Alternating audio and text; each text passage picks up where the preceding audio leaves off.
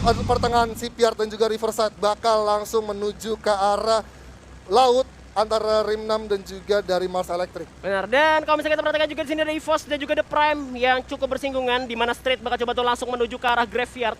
Sisanya bakal ngamanin Katulistiwa. Mereka nggak langsung ke arah Observatory ternyata untuk kali ini. Tapi ini menarik banget karena Aura dan Arrow Wolf sudah melakukan bala tembakan di arah Mil. Ternyata Halcyon masih belum dapat senjata, udah dapat spas kali ini.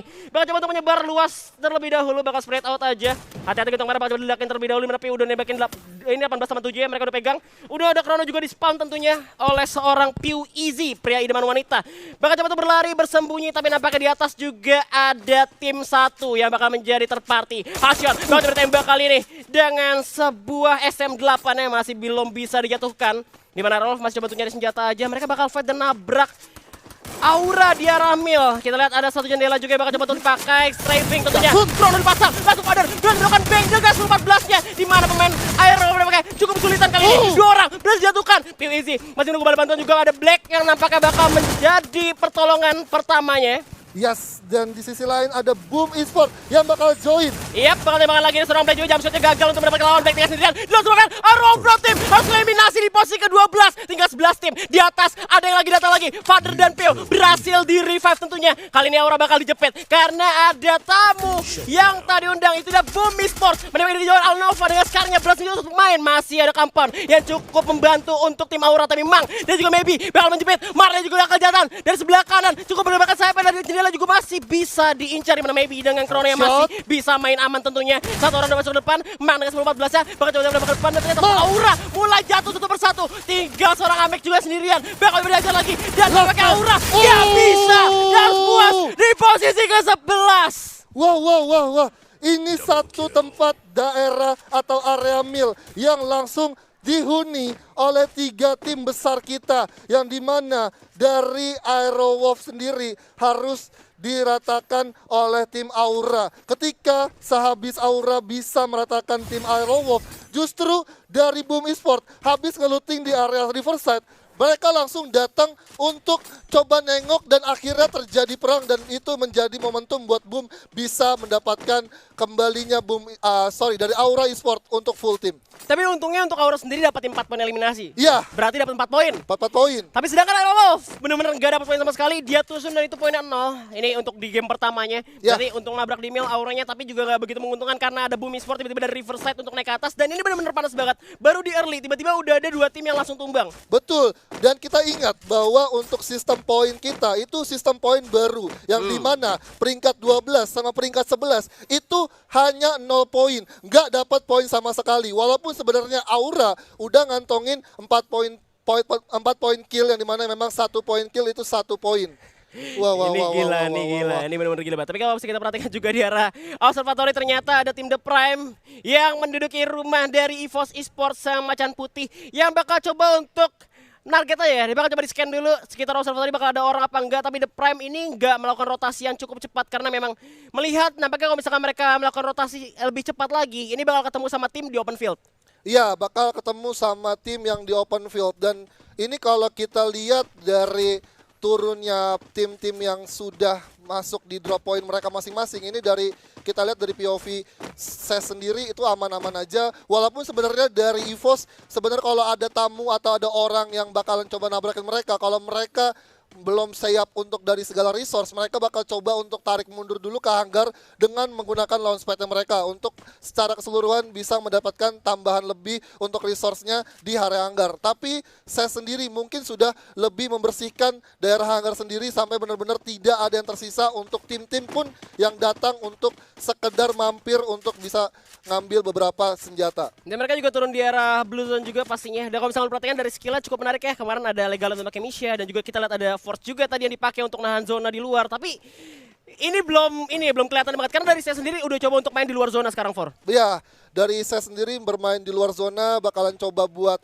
setidaknya yang nggak terlalu terburu-buru untuk masuk ke zona selanjutnya, karena seperti yang gua lihat kemarin di match day pertama itu saya sendiri ketika mereka udah clearing di area hanggar atau sudah selesai ngeluting di area hanggar, mereka bakalan coba buat mutusin stay di area tower antara Bima Sakti dan juga Clock Tower. Iya, sebenarnya ada keuntungan juga kalau misalkan lu tuh main di luar zona. Ketika lu udah main di luar zona, itu udah ada kemungkinan besar banget kalau misalkan di sekitar lu udah gak ada musuh. Nah, Jadi bisa kita lihat aja di sebelah depan kanan ya. Maksud gua depan, kanan, kiri tuh tinggal diliatin aja. Bisa steal kill. Bisa nge-sandwich juga. Jadi bisa dapat poin yang lebih dari 4 menurut gua. Kalau misalnya ketika lu itu nabrak di waktu yang tepat banget. Cuman ruginya ketika lu gak punya medkit, gak punya inhaler, itu agak susah untuk nahan di luar zona. Makanya mereka butuh Forge. nah, iya butuh Force. Sebenarnya kalau untuk Force sendiri, gua rasa nggak terlalu begitu efektif ya kalau untuk dipakai sekarang karena masih ada karakter Chrono yang menambahkan movement speed ketika memang diaktifkan gitu. Jadi masih bisa untuk menjadi tambahan untuk kecepatan larinya ketika memang dia cukup jauh di zona sebenarnya. Dan itu juga sebenarnya untuk penggunaan alok pun sekarang sudah mulai minim gitu. Menurun ya. Jadi yang lebih dipakai itu kayak Clue, Chrono, Ya. emang yang pakai Forge juga tadi cuma ses doang. Betul, Dan ada- juga yang lucu emang itu dari Legalot itu menarik banget karena ada Misha di sana. Misha mereka dia Sorry kalau mungkin bukan Misha, Alvaro. bukan yang mobil. Oh mobil ya Misha. Iya, Misha. Betul, Dia betul. pakai Misha kemarin Ya, karena Legalotnya sendiri. Betul, Dan kalau misalnya kita perhatikan juga di arah map kali ini di daerah pick udah ada tim 5 dan juga ada tim 7 yang sekarang mengamankan rumah beton di bawah pick tentunya. Nah. Dan juga ada tim 8 yang ada kemungkinan juga untuk naik ke atas dan itu cukup open field tentunya. Cukup open field ya karena kalau kita lihat ataupun kita coba lihat POV dari minimap, ini kalau mereka berkumpul di sini, otomatis mereka pastinya setidaknya sudah mendapatkan satu info box, yang dimana mereka menjadi satu informasi juga buat mereka setidaknya walaupun nggak mencoba untuk melakukan rotasi atau mencari musuh, mereka tetap objektif untuk tetap mengisi beberapa bangunan yang mungkin proper buat mereka bisa mendapatkan hit-hitnya ke arah musuh yang ada di luar zona. Ya sebenarnya bisa steal kill juga pastinya. Cuman sekarang juga kan semua rame banget pakai dual vector ya. Dan dual vector sendiri untuk di mid range-nya itu agak dikit damage-nya daripada kalau misalkan lu tuh bener-bener close combat banget. Kalau misalkan deket banget tuh bagus banget karena ketika lu pakai Chrono dipecahin sama vector itu bener-bener cepet banget. Iya. Kalau double vector, kalau kita coba nembakin hit ke arah Chrono itu bakal cepet banget karena dari Chrono sendiri walaupun sebenarnya Chrononya itu max, tapi itu cuman hanya 600 health point aja untuk dari shieldnya sendiri. Ketika ditembakin 4 orang pun atau 2 orang pun dengan double vector itu udah pasti hancur. Iya udah pasti cepet banget hancurnya. Tapi Betul. kerugiannya ketika lu pertarungan jarak jauh. Apalagi ya supportnya udah tumbang duluan. Tinggal rasanya udah pakai dual vector. Itu susah banget buat follow up ya. Kecuali supportnya benar-benar pintar jaga diri. Tapi nampaknya di sana sama bakal ada pertarungan antara EVOS Esports dan juga tim The Prime kali ini. Mulai bergerak, Sam 13 lewat sebelah kanan. Coba untuk melebarkan sayap juga tentunya. Perlahan tapi pasti. Terlihat. Hey udah mulai terlihat juga. Bakal diganti juga Chrono diaktifkan. Bakal tiarap dan Sam 13 pun terjatuh kali ini. Menunggu follow up dari seorang Kenzo. Tapi Heyu berhasil nge-end Sam 13 kali ini. Kedok langsung di-end. Mr. 05 berhenti. Gak bergerak. Dan kita lihat ternyata belum ada pergerakan dari 05. Dan Street bakal coba untuk membantu nge-follow up Mr. 05 yang sampai sekarang belum bergerak. Wah, ini dari EVOS sendiri, dari Sam 13 agak sedikit mistake ketika dia melihat ada satu pemain The Prime yang sudah berpapasan dan akhirnya ya sampai akhirnya Sam 13 pun juga harus dieliminasi walaupun ini dari EVOS sebenarnya ada peluang buat mereka bisa benar-benar pecah war untuk di area observatory, tapi dengan adanya Regi yang tadi sempat ada sedikit technical issue dan akhirnya dari EVOS bakal coba untuk ngereset dan narik mundur untuk jauh meninggalkan daerah observ untuk bisa langsung masuk ke zona selanjutnya. Iya, dia bakal tarik mundur aja dan tim The Prime bakal coba untuk make sure terlebih dahulu coba untuk mengitari daerah observatory di mana ternyata 05 udah comeback ya. Iya. Udah comeback juga to the game dan dia bakal coba untuk lari tentunya sejauh mungkin masih ada di luar zona. Untungnya masih zona pertama juga jadi belum terlalu sakit. 05 sudah bergerak cuman ditukar dengan kematian seorang Sam 13 ini sungguh bayaran yang bener-bener mahal banget pastinya. Pastinya mahal banget dan kita bakalan lihat untuk zonanya yang akan sedikit lagi merapat ke arah zona putih, tapi sudah ada beberapa tim juga yang sudah bergerak di mana DG pun dari area Sentosa bakal coba melewati jembatan untuk mungkin saja berhenti sejenak di area mercusuar. Kalaupun ini zonanya bergerak ke arah bawah dan ternyata di sini sudah ada sekitaran 5 tim yang sudah mengisi di area sentral tengah atau dari zona tengahnya sendiri dan ini dari DG pun juga sebenarnya masih belum bisa maksudnya masih santai aja ya untuk masuk zona selanjutnya karena dekat banget sama mercusuar dan juga garasi dekat Kotu. Iya, karena ketika mereka turun di Sentosa dan mereka untuk memutuskan naik sebuah zipline untuk menuju ke zona berikutnya itu udah ada gariskan sebenarnya. Iya. Sebenarnya paling aman itu lo entah lewat Mars Electric atau lewat Capton. Cuman bahayanya adalah ketika lo lewat Capton itu ada Onyx. Kan dia nggak lihat ya. Betul. Kemungkinan ada Onyx. Kalau misalkan di Mars Electric kemungkinan juga ada tim. Tadi kalau misalkan ada Boss Nightmare juga turun di Mars Electric. Jadi mereka mau nggak mau harus tahan dulu. Tahan dulu. Sampai Maxer benar-benar kayak ada beberapa orang yang benar-benar tumbang, itu lagi perang posisinya walaupun dia nggak lihat map ya, itu bisa pindah. Betul, dan ini gue juga bakalan lihat buat POV dari EVOS sendiri karena dia balik lagi ke area observatory untuk memanfaatkan launchpad yang dimana launchpad sendiri sudah kelihatan arahnya nih. Arah The Prime sendiri udah lompat ke arah sana. Kalau misalkan dari EVOS yang mengikuti pattern dari lompatnya The Prime, ini akan menjadi keuntungan buat The Prime kalau misalkan The Prime pun sadar bahwa EVOS pun kembali lagi untuk mengikuti alur dari pergerakan The Prime. Sebenarnya kalau misalkan dia mau maksain ke Katu lagi gitu ya udah kalah personil, gue rasa mereka bakal coba untuk geser. Jadi nggak bisa lewat Katu lagi. Mungkin bakal lewat daerah lain juga untuk EVOS, apalagi tinggal bertiga. Betul. Saya kayak lewat pinggir zona aja karena banyak banget tim-tim yang coba untuk lewat pinggir-pinggir. Kayak kemarin kita ngeliat Onyx juga dari Captain bener-bener kayak dia jauh banget muterin lingkarannya, dan juga ada Ses juga pastinya. Itu Ses tuh selalu datang di belakang. Ya kan? Ketika tim lagi perang, tiba-tiba tuh di belakang zona tuh ada Ses gitu. Nah. Dan sebenarnya kalau gua bisa prediksi ya untuk matchday kedua hari ini kayak gua tuh mengira bahwa dari grup C sendiri akan lebih sedikit barbar karena mereka sendiri ini baru hari pertama mereka untuk bermain di Free Fire Master League Season 3 Divisi 1. Karena gua bisa lihat bahwa ya ini adalah kesempatannya buat grup C bisa mengumpulkan poin sebanyak-banyaknya untuk poin kill, walaupun sebenarnya poin kill itu sudah terhitung 1 poin kill saja. 1 poin saja, tapi memang mungkin dari kita lihat sekarang ini benar-benar pasif banget dan mereka hanya menunggu ada mistake-mistake dari beberapa player yang mungkin bisa dimanfaatkan oleh tim-tim lain. Dan kita kali ini ketemu juga Boss Nightmare. Yang gue bilang juga udah kreatif karena sekarang ayo gerak angka patunya. Beot di gerak ke atas, masih coba untuk bersembunyi dulu di dalam rumah karena DK mulai bergerak masuk ke dalam zona. Mereka bakal dapat pressure dari zona yang bakal masuk, cuman belum begitu sakit juga. Jadi kalau misalkan Boss Nightmare mau ngeras bakal bahaya. Tapi di sana sama EVOS 05 berhasil dipulangin ke lobby oleh tim The Prime. 2 orang tersisa dari tim EVOS. Kita balik lagi, Boss Nightmare dan juga tim DK masih berperang untuk saat ini. Dimana IMGAT coba untuk mengamankan posisinya di arah atas. Apollo dengan M14-nya juga sudah mendapatkan posisinya, dan tim DG agak macet ya, tersendat kali ini. Coba untuk memanfaatkan suatu gol untuk masuk ke dalam rumah tim Boss Nightmare. Mereka udah sadar nih, udah gak ada orang lagi. Maksud gue tersebar luas banget dari tim Boss Nightmare. Mereka bakal coba untuk keras ke arah dalam karena ini dia tim DG di mana seorang Jafar juga udah kena damage yang begitu banyak. Ya kali majuin aja, mulai perlantai pasti apa Kevor? Iya, ini dari tim DG pun juga nggak langsung coba greedy, langsung naik ke atas lantai 2 karena ini masih melakukan setup dan satu pemain dari DG sudah sekarat dan sudah ada open tembakan lagi. Yap, di sini MK dengan 18-1 juga menembak ke arah Chrono juga begitu kuat damage yang dihasilkan, tapi ternyata masih ada Chrono yang menghalangi tembakan dari seorang MK tentunya.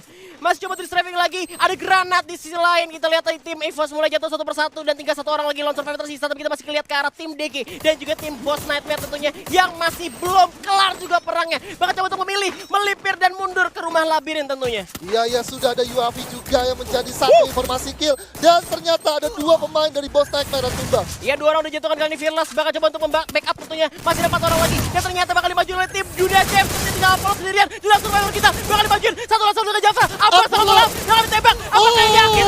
Yes, Boss Nightmare puas di posisi ke-10, tinggal 9 tim tersisa. Wow. Ini dari Boss Nightmare memiliki advantage buat mereka bisa menguasai gameplay dari DG Esports. Yang dimana tadi sempat agak sedikit terkunci pergerakan dari DG di area luar zona dan juga di belakang pagar. Tapi ini satu keuntungan juga di mana ternyata ada lagi fight yang terjadi. Yap, kita bakal pindah dulu ke rumah beton tentunya di arah pick kali ini. Dan suku beda bakal dapat dengan tamu dari Bigetron Bet. Udah ada Crown Bet, bakal ditembak kedua vektornya. Satu orang itu Ibra. Ayah kita pun jatuh kali ini. Masih ada 3 orang lagi di Bigetron Bet. Dan suku beda berhasil ditumbangkan dengan begitu cepat oleh Bigetron Bet. Wah. Ini baik sekali, tapi nggak berhenti sampai situ aja karena ada Island of God yang udah mantau di area rumah labirin, yang sudah nge-scoping ke area Bigetron yang pecah di area beton. Ya tentunya kali ini juga bakal perang lagi antara Boom Esports tentunya dengan Ses pastinya. Onyx ternyata di luar sana, rumah sabun bakal jadi tempat pertarungan mereka. Udah 10-11, disiapkan oleh Marley. Bakal tembak depan, masuk ke kandang buaya. Namanya kali seorang Marley pun terjebak oleh nostalgia. Gak bisa kemana-mana, satu lawan satu, mau kemana? Tayo pun terjatuh, masih menunggu bantuan. Seorang Wizard pun bakal datang membantu kawannya. Boom, mulai hungry nampaknya kali ini. Maybe pun terjatuh, Onyx gak mau kalah. malah menolak mati. What? Kali ini tinggal sendirian, Alnova tersisa. Bakal coba didapatkan, tapi ternyata Gare langsung memulangkan satu player dari Boom Esports. Iya ya, nih dari kedua tim akan mereset kembali untuk melakukan revive. Bakal coba objektif dan dari Wiza bakal coba memutar ke belakang. Keluar dan di sana terlihat ada Mang di sana. Yes, Mang berhasil menjatuhkan seorang Wiza juga. Wiza nampaknya kali ini masih menunggu pertolongan dari seorang Tayo. Bakal diaktifkan. Dan datang dari satu counter. M79 sudah diamankan, tapi Ayoji pun datang mengganggu pertempuran dari Boom dan juga Oni kali ini. 7 tim langsung lontar. DG pun terjatuh. 2 orang langsung. 3 Rule Good sendirian. Bakal coba untuk di revive dulu. Wiza pun datang. Chrono diaktifkan. Bakal coba maju. Keluarnya cukup baik dari tim Ayoji. Tapi Bion udah gak bisa tertolong lagi. Masih ada Boom Alnova yang bakal coba ditembak dengan dual vektornya. Bakal tembak dari seorang Rule Good. M79 masih disimpan oleh Rule kali ini, Pak. Wow, ini bakal pecah banget karena 3 tim dan datang lagi The Prime yang akan join to the fight di sini. Ya, pada dua bakal bagi seluruh tim The Prime bakal coba beberapa kali Olympus pun tumbang dengan 4 tim tersisa kali ini. Masih ada Yoji tentunya yang bertahan di zona-zona terakhirnya. Tapi kita lihat Rule God berhasil menunjukkan Heyu bakal di revive terlebih dahulu, tapi Alan of Gods gak bisa bertahan lama lagi karena sudah tumbang oleh tim The Prime kali ini. Wow, itu di rumah Sabu di area pick itu total ada 4 tim, bahkan 5 tim yang join dan satu persatu tim itu tersebut akan tumbang dan akhirnya The Prime sebagai tim terakhir yang datang justru bisa menyelesaikan dengan cepat karena memang tim-tim yang ada di rumah Sabun itu fokusnya pecah karena banyak banget tim yang join dan banyak banget dari segala arah yang masuk tembakan-tembakan strafing yang dilakukan antara senjata dari double vector bakal juga dari double barrel itu benar-benar bisa jadi distract buat tim-tim lawannya untuk setidaknya mengincar yang terlihat di sana.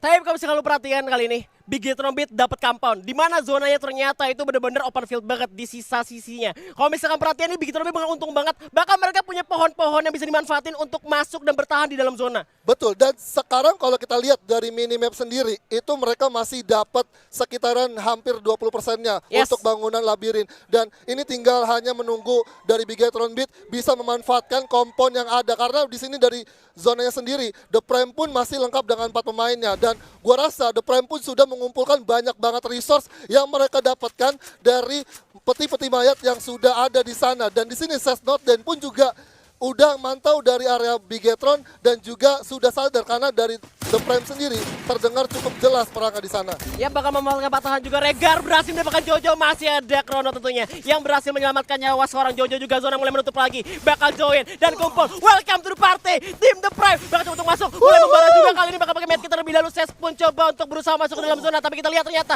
udah gak ada zona tersisa, harus masuk sekarang. Tapi tim Bigetron Beat berhasil mendapatkan rumah labirin dan Sesnya ketemu sama tim The Prime kali ini. Tembakan langsung juga di Noten, masih belum bisa kepredi juga tim The Prime masih cukup bertahan dengan di balik luarnya. Tembakan langsung juga, Fung terkena damage, masih bisa bertahan, tinggal 3 orang lagi tadi tim The Prime. Heyu pun terjatuh, tapi kita lihat Lindsay bakal coba untuk menyelamatkan seorang Heyu, malah menjadi senjata makan tuan, harus tumbang juga. Tinggal Nick sendirian, gelar survivor, gelar dihasilkan, bakal dimasak, berhasil mendapatkan Sesbara, bakal dimaju lagi, tembak langsung, dan berhasil untuk Chrono pun masih ada dan membantu seorang Dix kali ini. Gruel cukup bagus, satu lawan dunia kali Dix pun gak bisa bertahan lagi, masih ada Gruel yang cukup taktis dari seorang Sepedix, bakal tumbang juga karena ada Bigetron Beat yang mulai mengamuk kali ini. Yes, Fung pun juga terjatuh di mana Kojak bakalan menjadi last man standing. Masih ada satu Yangot yang bakal mencoba untuk mengcover. Ada Jojo yang berada di luar zona, bakal coba tapping dan akhirnya Sesmizu harus tereliminasi di peringkat kedua. Dan Buya untuk Bigetron Beat tentunya.